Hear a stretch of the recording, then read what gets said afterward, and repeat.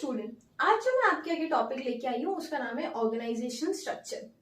हमने लास्ट जो organising chapters में टॉपिक पढ़े थे वो इंट्रोडक्शन ऑफ ऑर्गेनाइजिंग पढ़ा था, देन उसके बाद हमने इंपॉर्टेंस ऑफ ऑर्गेनाइजिंग पढ़ा था। अगर आपने मेरी वो दोनों वीडियोस नहीं देखी हैं तो प्लीज इस टॉपिक को आगे कंटिन्यू करने से पहले वो दोनों वीडियोस आप देख लीजिए, जिससे आपको ऑर्गेनाइजिंग चैप्टर के बारे में कंप्लीट इंफॉर्मेशन और कंप्लीट नॉलेज मिल जाएगा अभी तक का। देन उसके बाद आज जो हम टॉपिक डिस्कस करने वाले हैं वो बात करने वाले हैं ऑर्गेनाइजेशन स्ट्रक्चर के ऊपर। एक ऑर्गेनाइजेशन स्ट्रक्चर में कब तब्दील होती है, कब उसे लगता है कि उसे अपने स्ट्रक्चर के बारे में सोचना चाहिए है या उसे अपने स्ट्रक्चर को और आगे बढ़ाना चाहिए। वो ऑर्गेनाइजेशन यूजुअली वही ऑर्गेनाइजेशंस होती है जो ग्रोथ की तरफ बढ़ती जाती है, क्योंकि उनका बिजनेस इतना एक्सपेंड करने लग जाता है कि उन ऑर्गेनाइजेशन को ये नीड फील होने लग जाती है कि अब हमें हमारी ऑर्गेनाइजेशन को स्ट्रक्चर में तब्दील कर देना चाहिए। यहाँ हमें किस टाइप ऑफ स्ट्रक्चर में जाना चाहिए वो हम इस टॉपिक के अंदर समझेंगे। ऑर्गेनाइजेशन स्ट्रक्चर के अंदर देखिए इसमें दो कैटेगरीज होती हैं।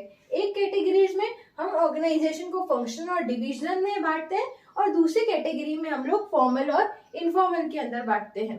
क्या होता है फंक्शनल स्ट्रक्चर और क्या होता है डिविजनल स्ट्रक्चर, और एक ऑर्गेनाइजेशन क्यों जाती है फंक्शनल में या क्यों जाती है डिविजनल में, क्या फंक्शनल के फायदे होते हैं, क्या डिविजनल के फायदे नुकसान होते हैं, वो हम सब आज की इस वीडियो में कवर करने वाले हैं।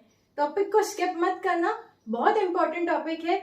एग्जाम में केस स्टडीज पूछ सकता है कि पर्टिकुलर आपको केस स्टडी दे दी जाएगी और आपसे पूछा जाएगा इस पर्टिकुलर ऑर्गेनाइजेशन के ऊपर कौन सा स्ट्रक्चर ऑफ ऑर्गेनाइजेशन फॉलो किया जा रहा है, फंक्शनल या डिविजनल या फॉर्मल या इनफॉर्मल। अगर आपको इसका कंप्लीट नॉलेज होगा तभी आप उस केस स्टडी को ब्रेक कर पाएंगे। फंक्शनल ऑर्गेनाइजेशन वो ऑर्गेनाइजेशन होती है जो अपने आप को फंक्शन के बेसिस पे डिवाइड कर दे, जैसे फॉर एग्जाम्पल परचेज के बेसिस पे, अकाउंट्स के बेसिस पे, सेल्स के बेस पे, एचआर के बेस पे। ये जहां ऑर्गेनाइजेशन अपने आप को फंक्शंस के बेसिस पे डिवाइड करती है उस ऑर्गेनाइजेशन को functional structure type of organization बोला जाता है। ऑन द वाइस वर्सा, जब ऑर्गेनाइजेशन अपने आप को प्रोडक्ट्स के बेसिस पे डिवाइड कर दे, for example skin care, hair care, garments and footwear, जब ऑर्गेनाइजेशन अपने आप को इस तरीके से डिवाइड कर दे तब उसे डिविजनल स्ट्रक्चर बोला जाता है। दोनों में डिफरेंस क्या है, वहां पे फंक्शंस के बेसिस पे हो रहा है। अब वहां पे जब एक फंक्शन के बेसिस पे एक ऑर्गेनाइजेशन डिवाइड हो रही है, फॉर एग्जांपल जब परचेज, तो परचेज जो है वो परचेज डिपार्टमेंट हेयर केयर के रिलेटेड रॉ मटेरियल भी परचेज कर रहा है, स्किन केयर से रिलेटेड रॉ मटेरियल भी परचेज कर रहा है, फुटवेयर से रिलेटेड रॉ मटेरियल भी परचेज कर रहा है, गारमेंट से रिलेटेड रॉ मटेरियल भी परचेज कर रहा है। ऐसे ही सेल्स इन चारों का सेल्स देख रहा है, अकाउंट्स इन चारों का अकाउंट्स देख रहा है, प्रोडक्शन इन चारों का प्रोडक्शन देख रहा है। तो ये तो हमारा होता है फंक्शनल स्ट्रक्चर के अंदर। On the vice versa divisional के अंदर क्या होता है, डिविजनल के अंदर ऑर्गेनाइजेशन अपने आप को प्रोडक्ट्स के बेसिस पे डिवाइड कर लेती है। स्किन केयर का एक कंपनी बन गया, हेयर केयर का एक कंपनी बन गया। एक्चुअली ये कंपनी एक ही है, ये अपने आप को अलग अलग ऑफिस में या अलग अलग डिपार्टमेंट्स में तब्दील कर देती है। Hair care department, skin care department, garment department, footwear department. Company चारों की एक ही है, चारों एक ही कंपनी के अंदर आते हैं, पर डिवीजन किस बेसिस पे हो गया, काम के बेसिस पे हो गया, अलग अलग प्रोडक्ट के बेसिस पे हो गया, तो वहां बोला जाता है डिविजनल स्ट्रक्चर। अब जो हेयर केयर डिपार्टमेंट है वो अपने अंदर एचआर भी देख रहा है, अपने अंदर परचेज भी देख रहा है, सेल्स भी देख रहा है, अपने अकाउंट्स भी देख रहा है, मतलब ओवरऑल उस प्रोडक्ट से रिलेटेड जितने भी फंक्शंस होते हैं वो डिपार्टमेंट मैनेज कर रहा है। On the vice versa functional में हमने क्या पढ़ा, एक पर्टिकुलर फंक्शन सारे प्रोडक्ट से रिलेटेड चीजें कवर कर रहा होता है। आई होप आपको इन दोनों में डिफरेंस क्लियर हो गया होगा। अब आपके बुक में, एनसीईआरटी बुक में ये टॉपिक कुछ इस तरीके से दे रखा है। पहले इन दोनों स्ट्रक्चर्स को समझाया गया है, फिर इन दोनों की एडवांटेजेस और डिसएडवांटेजेस बताई गई है, फिर बताया गया है कि कौन सी ऑर्गेनाइजेशन के लिए कौन सा स्ट्रक्चर सुटेबल है। तो एडवांटेजेस और डिसएडवांटेजेस तो बहुत इजी है, आप में से किसी को भी वो चीजें लर्न करने की जरूरत नहीं है। आप इस टॉपिक को डिटेल में पढ़िए, ऑटोमेटिकली आप एडवांटेजेस और डिसएडवांटेजेस खुद निकालेंगे। तो प्लीज इस टॉपिक को रटना मत, समझना और अपने आप एडवांटेजेस और डिसएडवांटेजेस बताना। आप मुझे भी कमेंट सेक्शन में बता सकते हैं आपके बुक के अलावा अगर आपको इसमें और कोई भी एडवांटेजेस और डिसएडवांटेजेस दिखती है तो। हम लोग अभी बुक की एडवांटेजेस और डिसएडवांटेजेस डिस्कस करेंगे। दूसरी बात, कौन सी ऑर्गेनाइजेशन किसके लिए सुटेबल है। Functional organization, functional type of structure उन ऑर्गेनाइजेशन के लिए सुटेबल है जो अपने काम में एक्सपर्टीज ज्यादा चाहती है, अपने फंक्शंस में एक्सपर्टीज ज्यादा चाहती है। वो चाहती है कि हमारे एचआर भी एक्सपर्ट होना चाहिए, हमारा सेल्स भी पूरा एक्सपर्ट होना चाहिए और हमारा परचेज भी पूरा एक्सपर्ट होना चाहिए। वो ऑर्गेनाइजेशन यूजुअली फंक्शनल स्ट्रक्चर में अपने आप को तब्दील करती है। On the vice versa, divisional structure में वो टाइप ऑफ ऑर्गेनाइजेशन चाहती है जो इतना कंफ्यूजन नहीं चाहती। वो चाहती है कि हम हमारे ऑर्गेनाइजेशन के को प्रोडक्ट बेसिस पे डिवाइड कर दे। स्किन केयर अलग, हेयर केयर अलग, फुटवेयर अलग और गारमेंट्स अलग। तो जो ऑर्गेनाइजेशन वेराइटी ऑफ प्रोडक्ट्स में डील करती है और उनको लगता है कि उनका हर जो प्रोडक्ट है उनमें अलग प्रोडक्टिव रिसोर्सेज चाहिए, तो वो ऑर्गेनाइजेशन अपने आप को डिविजनल स्ट्रक्चर के बेसिस पे बाइफरकेट कर देती है या तब्दील कर लेती है या उस सिचुएशन को अपना, उस स्ट्रक्चर को अपना लेती है। अब बात आती है, हमने सूटेबिलिटी तो पढ़ ली, किस ऑर्गेनाइजेशन के लिए क्या चीज सूटेबल है। अब बात आती है एडवांटेजेस और डिसएडवांटेजेस की। आप खुद बताइए कि क्या होगी फंक्शनल के एडवांटेजेस और डिसएडवांटेजेस और क्या होगी डिविजनल की। प्लीज मुझे कमेंट करके बताइएगा अगर जो मैं आपको पढ़ा रही हूँ उसके अलावा भी आपको एडवांटेजेस और डिसएडवांटेजेस मिलती है तो। सबसे पहले हम बात करते हैं एडवांटेजेस ऑफ फंक्शनल स्ट्रक्चर।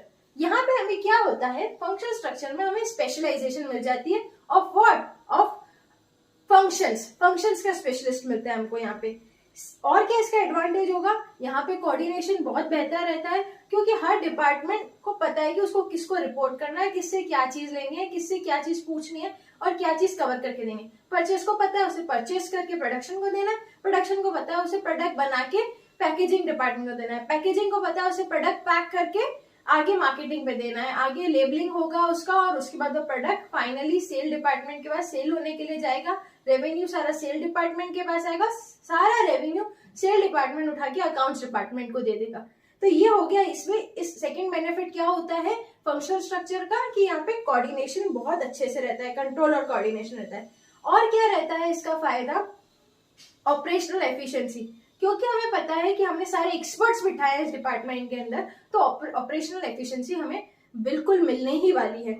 और क्या फायदा होता है, डुप्लीकेशन ऑफ वर्क नहीं होता, मतलब एचआर का पूरा काम एक ही बार हो रहा है, परचेस का पूरा काम एक ही बार हो रहा है, सेल्स का पूरा काम एक ही बार हो रहा है। डिविजनल की तरह नहीं, हर प्रोडक्ट के लिए एचआर अलग, परचेस अलग, सेल्स अलग, हर मतलब स्किन केयर के लिए परचेस अलग, सेल्स अलग, अकाउंट्स अलग, हेयर केयर के लिए परचेस अलग, सेल्स अलग, अकाउंट्स अलग, मतलब वहां पे डुप्लीकेशन ऑफ वर्क ज्यादा होता है। कंपेयर टू फंक्शनल में ऑन द वाइस वर्सा क्या रहता है, डुप्लीकेशन ऑफ वर्क मिनिमल रहता है। ट्रेनिंग ऑफ एम्प्लॉयज इजी हो जाता है। क्यों इजी हो जाता है, क्योंकि यहाँ पे हमें एक ही चीज में बंदे को ट्रेन करना है, उसको एक ही चीज सिखानी है। एचआर वाले को अपने अंदर जो आया हुआ ट्रेनी है उसको सिर्फ एचआर कैसा मैनेज करना है वही चीज सिखानी है, बाकी चीज सिखाने की जरूरत नहीं है।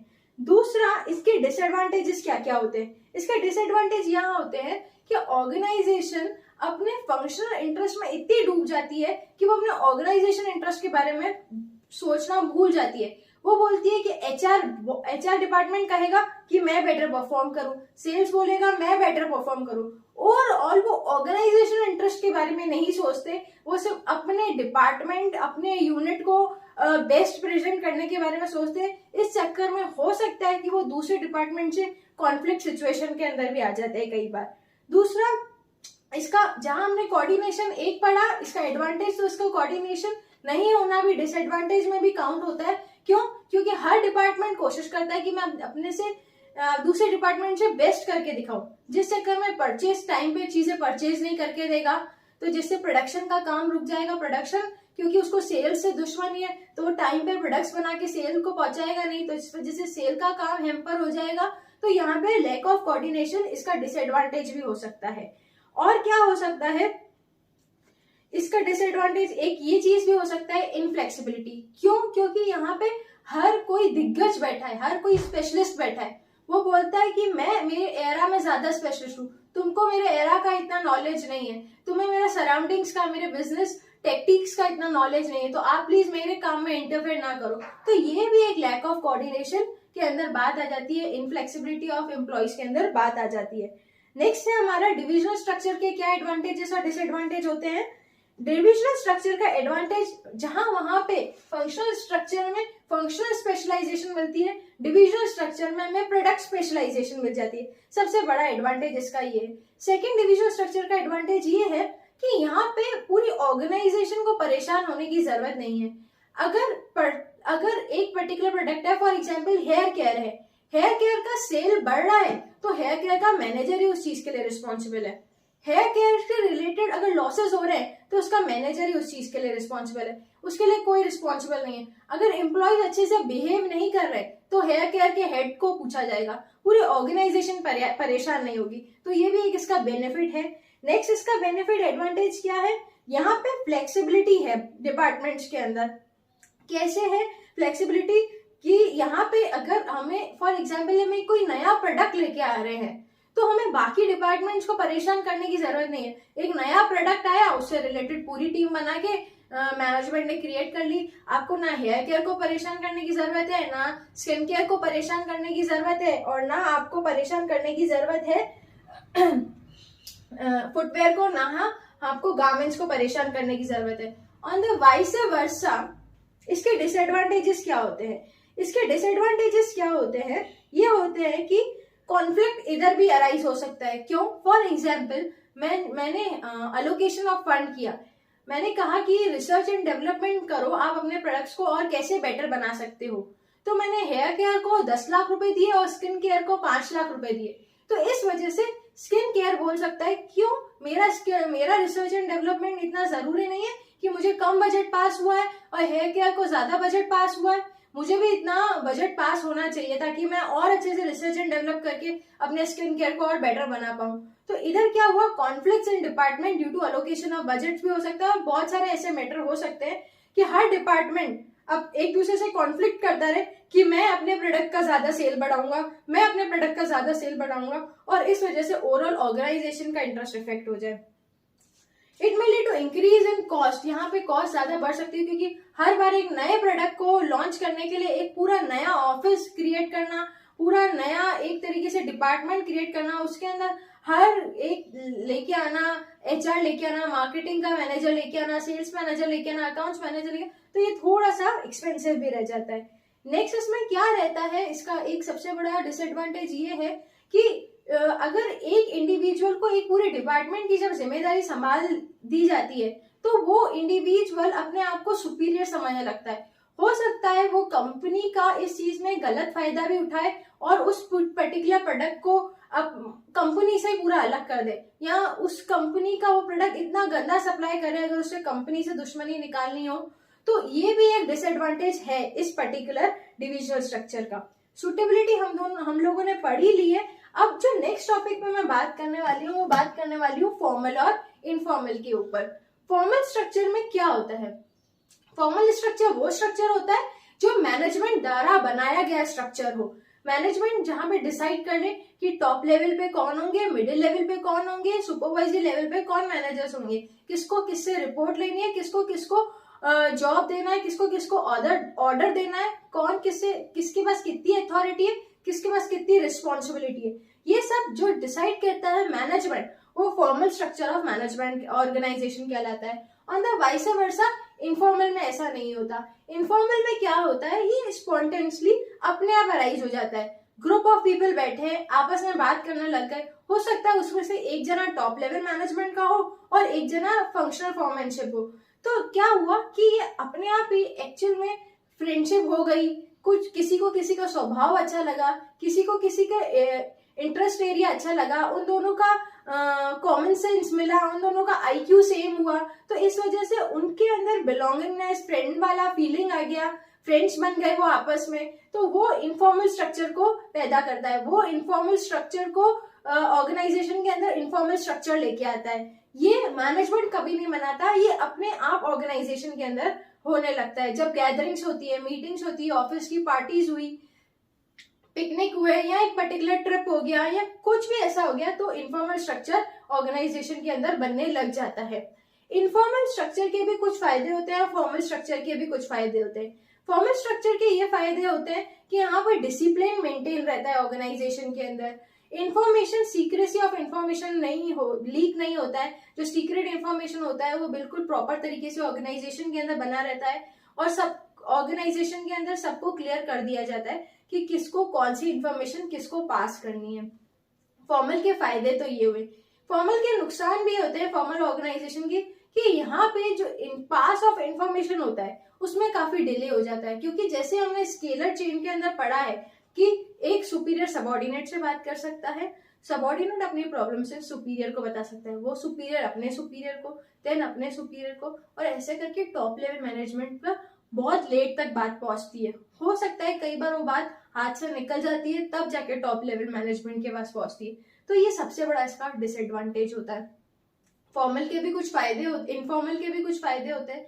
यहाँ पे इंफॉर्मेशन तो बहुत जल्दी स्प्रेड हो जाती है, एक एक डिपार्टमेंट से, एक लेवल ऑफ मैनेजमेंट से दूसरे लेवल ऑफ मैनेजमेंट तक ऐसी इंफॉर्मेशन जो पास होना बहुत जरूरी है, वो आपस में पार्टी कर रहे हैं या वीकेंड्स पे हैंग आउट कर रहे हैं, तो इन्फॉर्मेशन इजीली पास आउट हो जाती है। इसके नुकसान भी होते हैं, कई बार ऐसी इंफॉर्मेशन जो नीचे पास नहीं होनी चाहिए, नीचे के डिपार्टमेंट्स के पास या पब्लिक में पास नहीं होनी चाहिए, वो भी पास हो जाती है। तो ये होते हैं इनफॉर्मल के डिसएडवांटेज। सॉरी। अगर आपको मेरा ये टॉपिक बिल्कुल अच्छे से समझ में आया हो तो प्लीज मेरे चैनल को लाइक, शेयर एंड सब्सक्राइब कीजिए। Thank you.